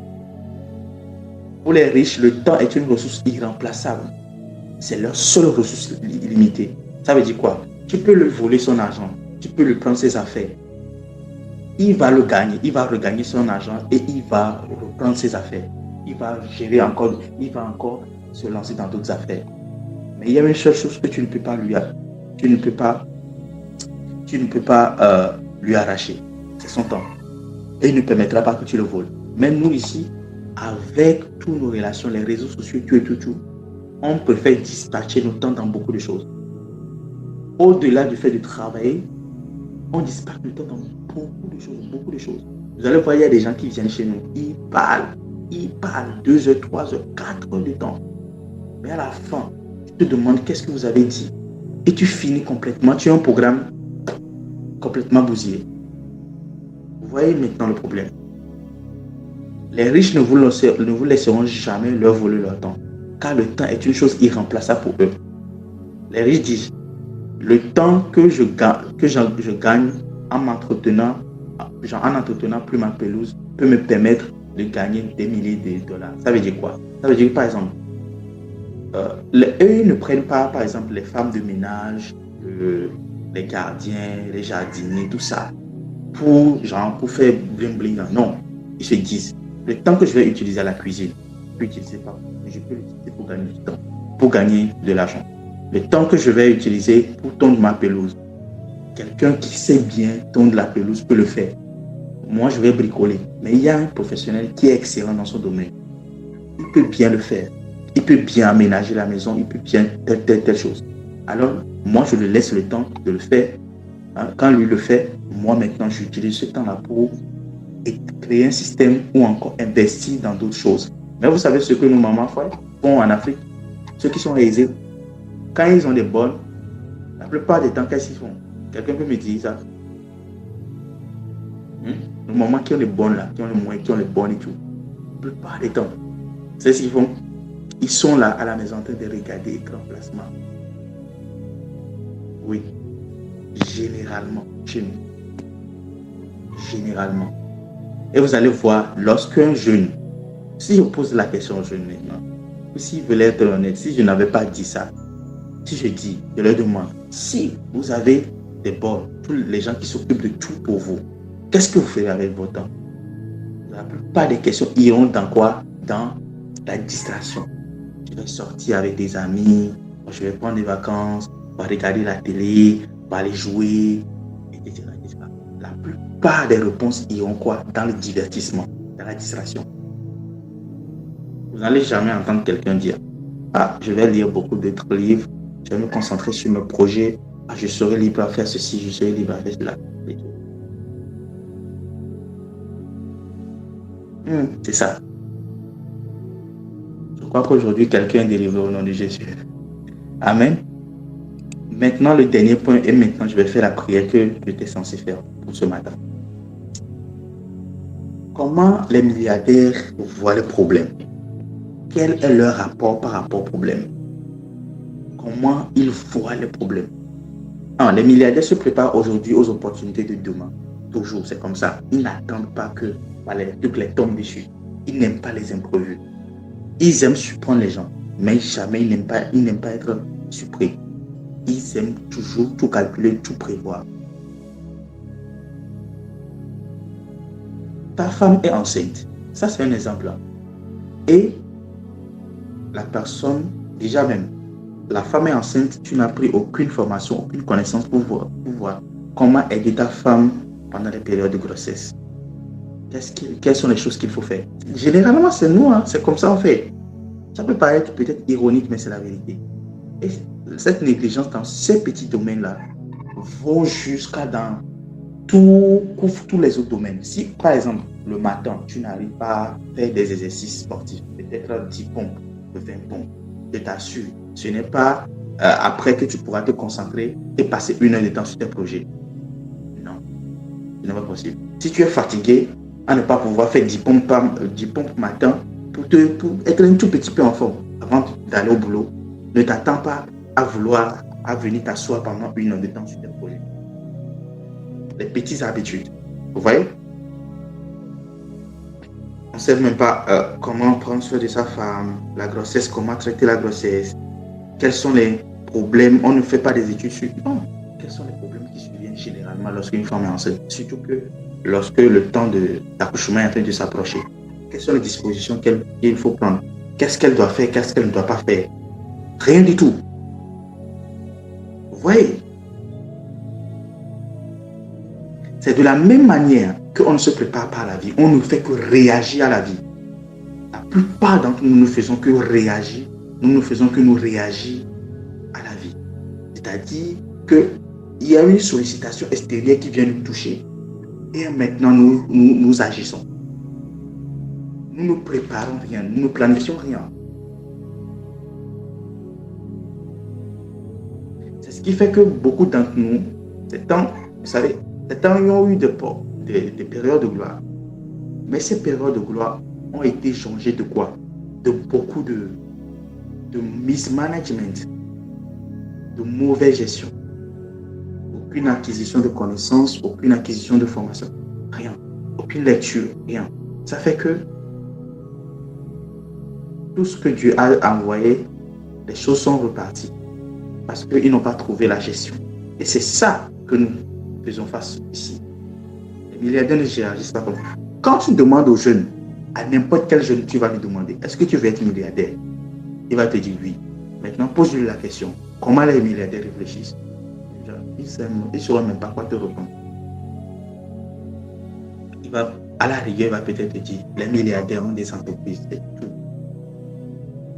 Mais comment ils pensent l'argent? Ils pensent les problèmes, ils pensent l'investissement, ils pensent la sagesse, ils pensent les relations. J'en viendrai dessus. Ça, c'est le côté physique. J'en viendrai dessus. Comment ils pensent Dieu? Les milliardaires ont un profond respect pour Dieu, un très profond. Genre, ils considèrent Dieu comme leur patron. C'est-à-dire, ils ne gaspillent pas Dieu, quoi. Ils se disent qu'ils doivent offrir à Dieu toutes les possibilités. Ils ne contraignent pas Dieu, voilà. Ils ne limitent pas Dieu. Ils lui offrent toutes les opportunités possibles pour se déployer. Pour certains, le Dieu est en chômage dans vos vies. Pourquoi? Parce que on refuse de réfléchir, on refuse d'entreprendre, on refuse d'apprendre et beaucoup de choses encore. Ça fait que Dieu est au chômage. Dieu veut que voilà, on l'engage dans telle chose. Ah, je veux faire telle chose. Il dit, mon fils, c'est toi. Exactement ce que je veux. Maintenant, dis-moi, qu'est-ce que je peux faire pour toi? Oui. J'aimerais me déployer de telle manière, de telle manière. C'est ce que Dieu cherche. Mais beaucoup d'entre nous, Dieu est au chômage dans notre vie. Et ça, c'est très dangereux. Les milliardaires savent ce qu'ils veulent. il semblerait que nous sommes indécis. La plupart des gens, il a parlé de l'indécision la dernière fois. La plupart des gens sont indécis. Ils ne savent pas quoi faire. Ils peuvent passer toute la journée à tourner autour d'un sujet sans trouver la solution avant la fin de la journée. Il y a un monsieur qui a dit, vous avez déjà essayé, vous avez déjà échoué, peu importe, réessayez, échouez encore, échouez mieux. Samuel Bucket, c'est un milliardaire. Si vous avez déjà essayé, c'est bien. Vous avez déjà échoué, c'est super. Peu importe, réessayez encore, échouez encore. C'est comme ça, eux, ils fonctionnent. L'échec n'est pas une fatalité pour eux. Le problème, ce n'est pas la fin du monde. Les milliardaires restent plus longtemps sur un problème que la plupart des gens. Un problème pour eux, c'est un défi à relever, pas une chose à fuir. Vous allez poser la question à tous les chrétiens. Est-ce que vous voulez être débarrassé de vos problèmes? Ils vous diront, oui. Nous tous, on veut être débarrassés. Mais en réalité, ce sont dans ces problèmes-là que les solutions viennent. C'est la présence des problèmes qui crée les miracles. Ouais. Ce que nous devons demander à Dieu, c'est la sagesse pour bien manager les problèmes, la grâce pour aller au-devant des défis. Les problèmes ne quitteront jamais la vie d'une personne, même si nous ne voulons pas. Il y aura toujours quelque chose à résoudre. Il y aura toujours quelque chose à résoudre. Il y aura toujours quelque chose à résoudre. Quand les milliardaires sont face au problème, ils trouvent ça comme... C'est à partir de là qu'ils vont faire sortir la solution du siècle. C'est comme ça, vous allez voir quelqu'un comme Elon Musk, il peut rester sur la même chose, être concentré. J'ai suivi une interview la dernière fois, la personne disait qu'il est quelqu'un de très concentré, extrêmement concentré, au point où rien n'arrive à le dissuader. Il peut être sur le même sujet comme ça, en train de cogiter. C'est ce qu'on appelle la méditation. Je vous apprendrai cela. Il peut être en train de cogiter, écrire tout ce qu'il doit écrire, toutes ces connaissances-là, par exemple. Quel exemple je vais donner? Je vais prendre un exemple basique de la Bible. Comment avoir une bonne santé? Avec ta Bible. Avant même de lire la Bible, il va écrire toutes ces connaissances qu'il sait à propos de ce sujet. Pour avoir une bonne santé, il va lister au moins 10 ou 20. Il lise. Ok. Maintenant, il peut aller prendre la Bible et puis il revient. Est-ce que telle pensée répond à la Bible? Non. Telle pensée répond? Non. Telle pensée répond. Il élimine. Jusqu'à maintenant, il reste quelques-uns. Il dit, ok, voici tel. Et maintenant, il dit, ok, avec ma position actuelle, mon moyen actuel, quelles sont les dispositions que je peux prendre? C'est-à-dire, quelles sont les solutions que je peux engager pour avoir une bonne santé? Alors, il liste. Il part hors de priorité. Je peux commencer ci, je peux commencer ci, je peux changer ci. C'est comme ça qu'il fonctionne. Il reste focalisé. C'est comme ça pour créer aussi des idées, pour avoir des idées d'entreprise incroyables, extraordinaires et tout, pour rester là, cogiter. Je me rappelle, je vous avais dit, quand j'étais à l'Ghana, Dieu m'a dit, prends la blockchain, étudiez la blockchain. J'ai étudié la blockchain pendant 3 jours. Je faisais des recherches sur la blockchain. J'essayais. Je faisais des recherches encore et encore. Jusqu'à ce que j'ai essayé de comprendre le système très bien. Et quand j'ai essayé de le comprendre, le Saint-Esprit est revenu. Ok, maintenant, étudier la blockchain adaptée à tel domaine. J'ai commencé par étudier. Et quand j'ai commencé par étudier, j'ai commencé par lister des choses. Il m'a parlé de l'Afrique. Il m'a dit, établis telle chose. Alors j'ai commencé par écrire les objectifs. J'ai écrit. J'ai listé beaucoup d'objectifs. Qu'est-ce qu'il faut changer, qu'est-ce qu'il faut faire, qu'est-ce qu'il faut adopter, qu'est-ce qu'il faut faire. Et arrivé à un moment donné, il va commencer par me parler du domaine dans lequel il voulait que je puisse opérer. Et j'étais en train d'écrire des choses autour de ce domaine. Et puis, il a suscité une parole. Je l'ai écrit dans ma main. Et c'est à partir de cette petite parole-là que j'ai monté tout un projet. Juste quelques 2-3 mots. J'ai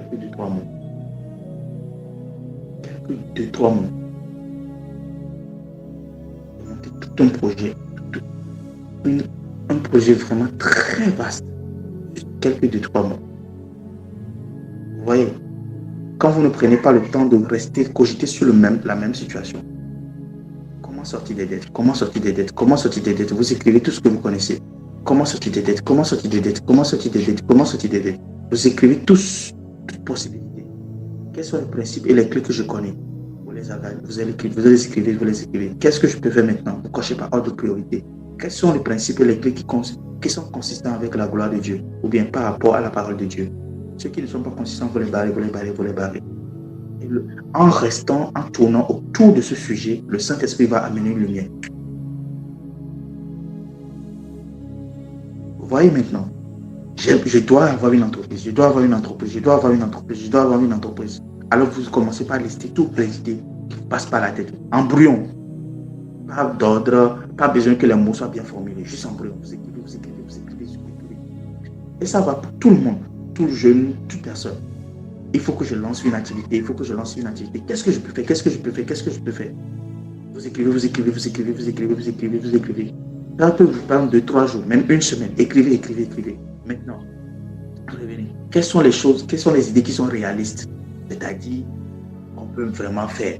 Pas des trucs utopiques. Vous commencez par cocher, à barrer. Et vous restez à certaines idées. Okay. Par rapport à ces idées qui restent là, qu'est-ce que je peux faire maintenant? Je coche. C'est comme ça, en faisant cette étude que j'ai su que, ok, avec ma position actuelle, avec mon emploi du temps, mes allers-retours et tout, je peux écrire des livres. Ouais. C'est comme ça que j'ai découvert que je peux aussi écrire des livres au-delà du fait que j'enseigne, au-delà du fait que j'entreprends, au-delà du fait que je suis dans l'architecture et tout, je conçois des plans pour les gens. Je me suis dit, mais les plans et tout ça, je reçois des consultations. Des entreprises et des organisations internationales qui m'interpellent pour consulter auprès d'eux et tout. Ça, ce n'est pas quelque chose qui est courant. C'est occasionnel. Ok. Au-delà de ça, dans mes projets d'entreprise et tout, la plupart du temps, comment j'opère? Voici, j'ai le temps pour telle ou telle chose.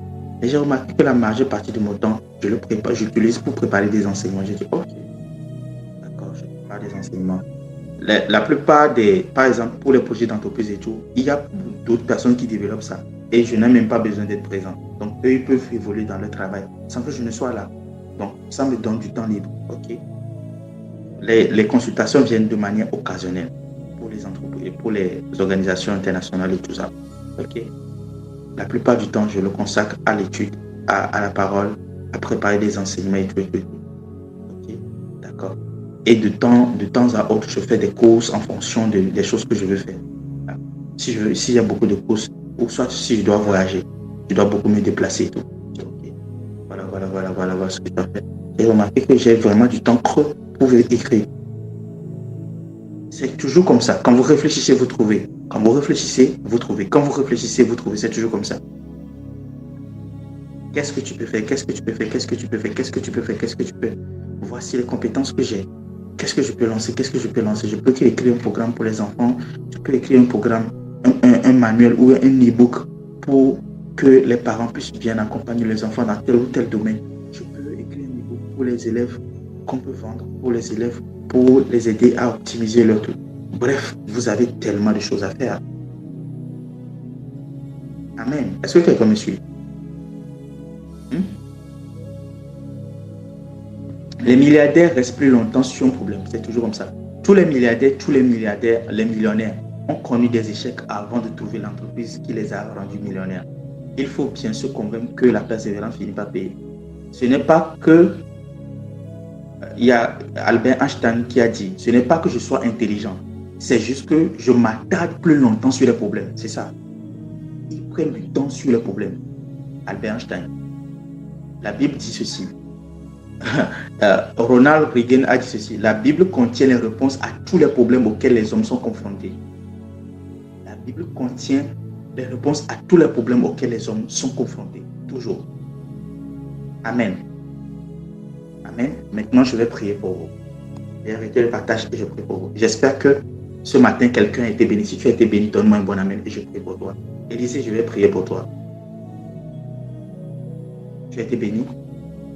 Si tu as été béni, donne-moi un bon amen et je vais libérer la parole éthique de ce matin pour les vies. Et cette parole, ça va être très simple, mais ça va changer. Cet esprit, merci. Ça va changer le cours de la vie des gens. Ça va changer le cours de la vie de plusieurs. Élisée, il est là?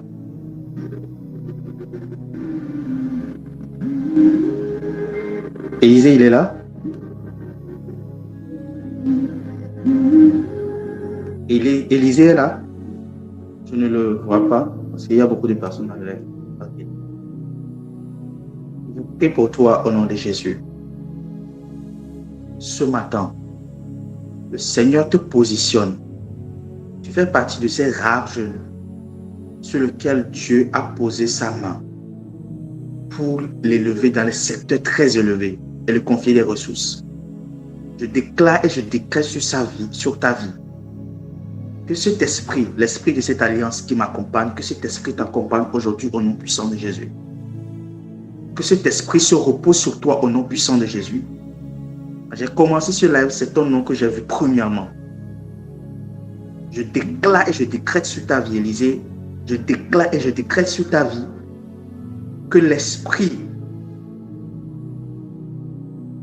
qui est en moi, que tu hérites cet esprit au nom de Jésus.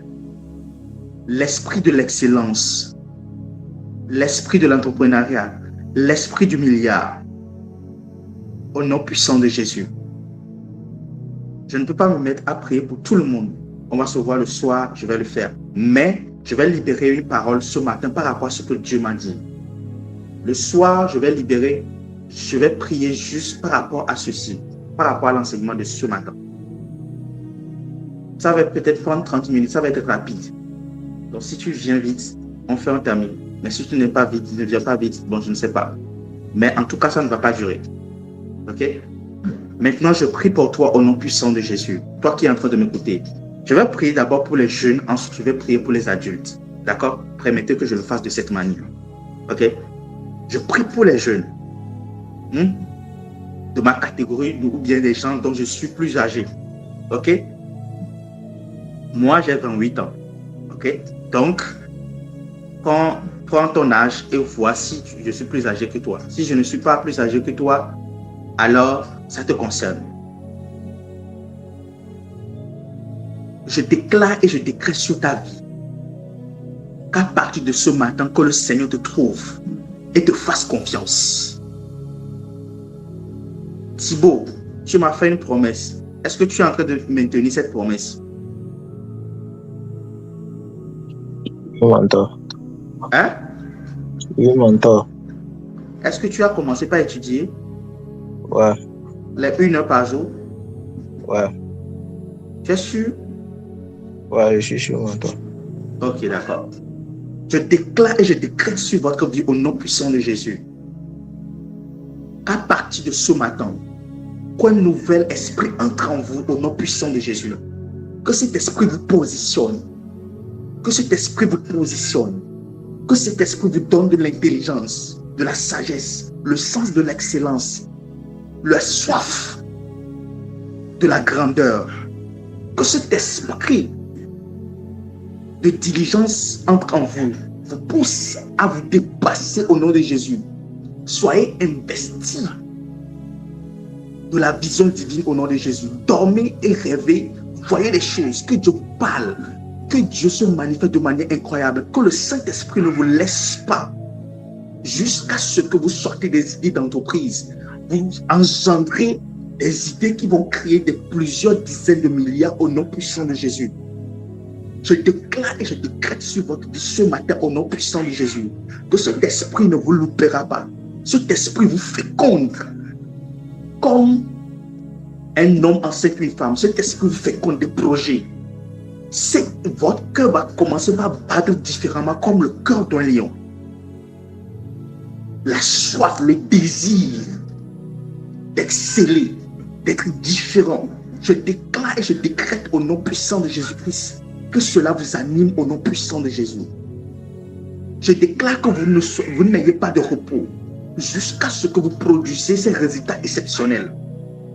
Je déclare et je décrète maintenant par vos actions. Le Seigneur vous fait confiance et vous confie des idées extraordinaires, des ressources extraordinaires à venir au nom puissant de Jésus. Soyez des leaders dans votre génération au nom puissant de Jésus. Commencez par produire des résultats excellents à très bas âge au nom de Jésus. Faites des exploits. Je déclare ceci sur vous. Je vous verrai dans Forbes 30, 30 under 30 avant votre 30 ans au nom de Jésus. C'est-à-dire, Forbes va classer des gens parmi vous avant leurs 30 ans. Oui. J'aurai des gens, des jeunes gens qui vont entrer dans la liste sélective de Forbes, des gens qui sont dans ce live ce matin, avant leurs 30 ans, au nom puissant de Jésus. Vous allez rentrer dans cette liste au nom puissant de Jésus. Je sais de quoi je parle. Oh Saint-Esprit, Saint-Esprit, Saint-Esprit, Saint-Esprit, féconde ces idées-là, féconde ces personnes-là. Que cet esprit souffle là. Le Saint-Esprit ne vient pas seulement pour le parler en langue. Le Saint-Esprit ne vient pas seulement pour le parler en langue. Le Saint-Esprit ne vient pas seulement pour le parler en langue. Au-delà d'être un esprit de révélation, c'est aussi un esprit de sagesse. C'est aussi un esprit de conseil. C'est aussi un esprit de connaissance. Ça fait 3 dimensions de lui que nous ignorons. Oh Saint-Esprit, viens féconder des gens pour qu'ils soient des entrepreneurs à succès, des gens qui produisent des résultats extraordinaires.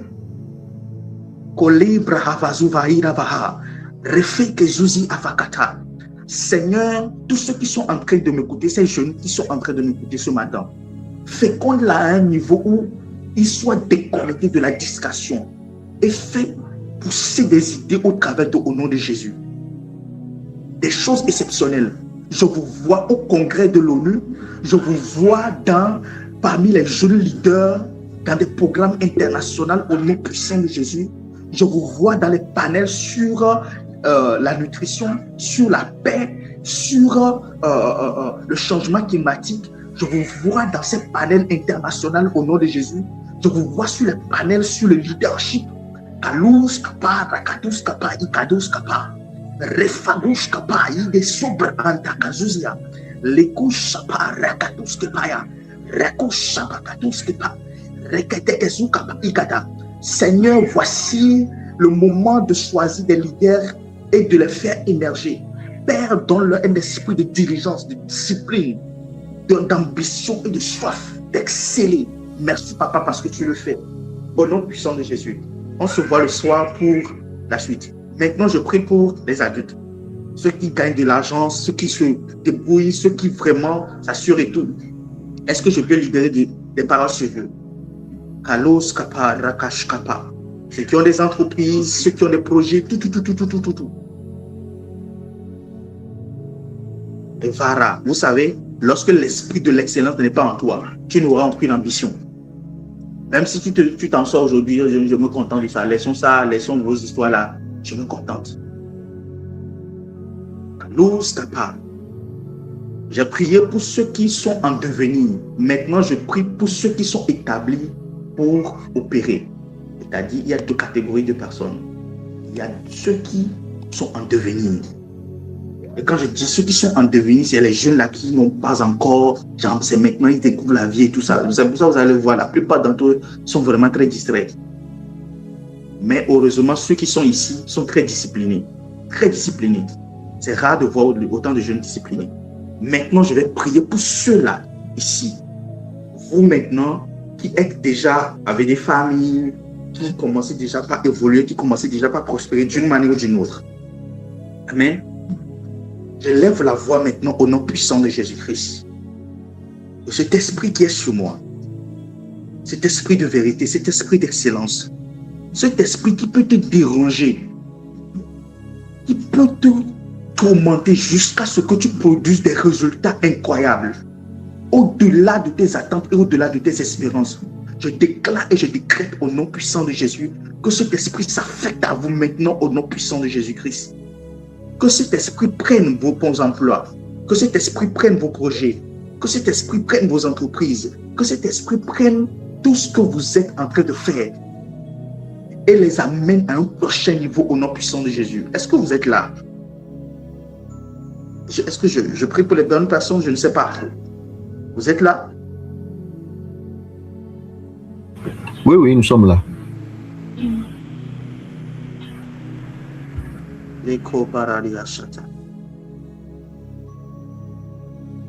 Que cet esprit prenne vos entreprises, que cet esprit prenne vos emplois, que cet esprit prenne vos projets et les amène à un prochain niveau au nom puissant de Jésus-Christ. La cour, pendant que je suis en train de parler, je suis en train de voir comme une balle. Ok? C'est comme une balle de tennis qui est sortie et cette balle-là a traversé une montagne. Et j'entends une voix dire, je libérerai une pierre et cette pierre-là renversera les montagnes. Comme dans Daniel 1. Je déclare et je décrète au nom puissant de Jésus-Christ que toutes les montagnes devant vous soient renversées au nom puissant de Jésus, soient aplanies, excellées dans tout ce que vous allez faire à partir de maintenant. Je déclare la notion de nos limites dans votre vie au nom puissant de Jésus. Il n'y a pas de limite imposée à la richesse, il n'y a pas de limite imposée à l'acquisition, il n'y a pas de limite imposée à la possession, il n'y a pas de limite. Étendez-vous du nord au sud, de l'est à l'ouest. Étendez vos bras, étendez vos idées, possédez tout ce qui est à votre portée.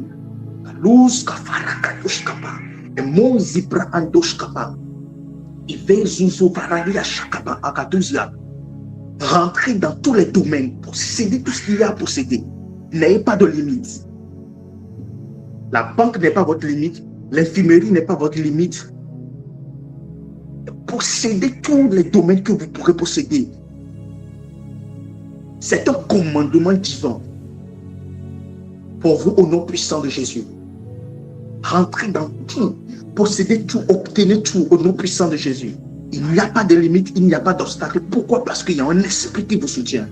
L'Éternel qui vous donne la force d'acquérir des richesses. Au nom puissant de Jésus. Kalazo faradia kazivahada katushkapa. Rekete zevrahana kushkapra. Maintenant, au nom puissant de Jésus, que cet esprit de grâce, le Saint-Esprit, on appelle ça upgrade, mette à jour votre niveau de vie. Il est temps maintenant de quitter le niveau basique pour le niveau de l'excellence. Oui. Il est temps de quitter le niveau basique, le niveau ordinaire pour le niveau de l'excellence. Je vous vois voyager aux quatre coins du monde. Je vous vois tenir des conférences aux quatre coins du monde. Je vous vois avoir la capacité pour soutenir les jeunes. Je vous vois investir dans beaucoup de projets. Je vous vois soutenir beaucoup de jeunes. Je vous vois dans des grandes conférences au nom puissant de Jésus. Je vous vois assis à la table des décisionnaires au nom puissant de Jésus. Je déclare et je décrète sur vos vies. Écoutez-moi très bien ce matin. Oh, come on. Écoutez, le moment est en train d'arriver où, lorsque vous irez dans votre banque et vous direz que je vais retirer mon argent, la banque va commencer par paniquer. Parce que ce que vous possédez sera tellement important que si vous décidez de retirer de l'argent, vous risquez de créer des court-circuits. Demandez aux banquiers. Il y a certaines personnes, quand ils décident de venir prendre l'argent, c'est de la panique. Je déclare au nom puissant de Jésus que Dieu vous amène dans cette catégorie de personnes-là.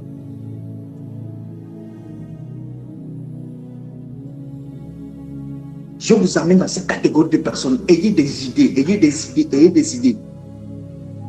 Kalous Kafa. Que ces idées se transforment en entreprise, que ces idées se transforment en projet, que ces idées soient engagées. Vous n'avez plus de retard, vous n'avez plus de dettes au nom de Jésus. Ces dettes sont effacées. Vous êtes relancés dans une grande restauration au nom puissant de Jésus. Vous êtes repositionnés au nom puissant de Jésus. Le Seigneur vous fait du bien. Le Seigneur vous accorde sa grâce. Le Seigneur vous comble de sa bénédiction. Les cas je vous vois certains d'entre vous. Vous êtes assis parmi les décisionnaires de ce pays. Oui.